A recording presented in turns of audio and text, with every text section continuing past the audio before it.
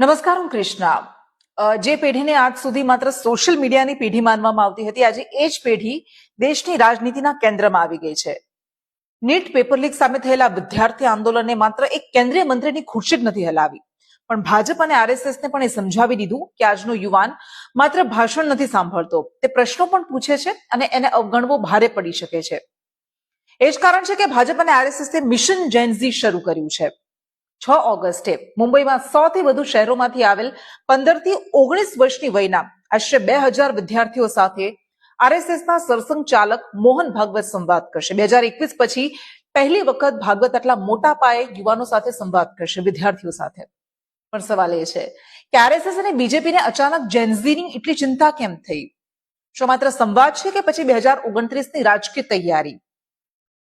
NEET paper leak આંદોલન બાદ, પ્રધાનના રાજીનામા બાદ ભારતીય જનતા પાર્ટીએ યુવાનો સાથેના પોતાના સંવાદને લઈને આત્મમંથન શરૂ કર્યું, ખાસ કરીને જેનઝી।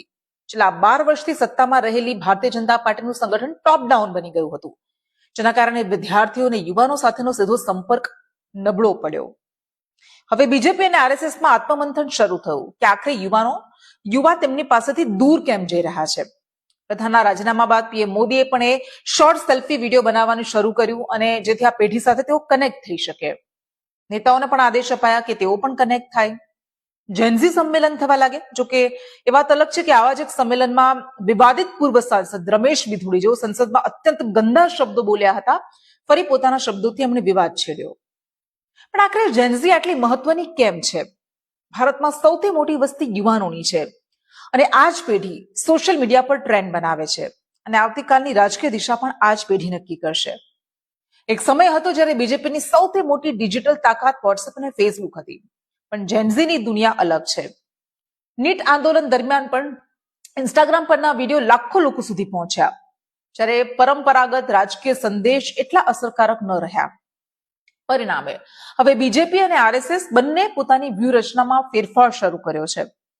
હવે એબીવીપી અને ભારતીય જનતા યુવા મોરચા અને વિદ્યાર્થીઓ વચ્ચે વધુ સક્રિય થવાની સૂચના અપાય છે। મંત્રીઓને ઇન્સ્ટાગ્રામ પર વધુ સક્રિય રહેવા કહેવાયું છે। સૌથી મોટો સવાલ એ છે, શું માત્ર ભાષણો અને સંવાદથી યુવાનોને જીતી શકાય, કે પછી રોજગાર, પેપર લીક, શિક્ષણની ગુણવત્તા જેવા મુદ્દાઓ પર પણ મજબૂત જવાબ આપવા પડશે, કામ કરવું પડશે?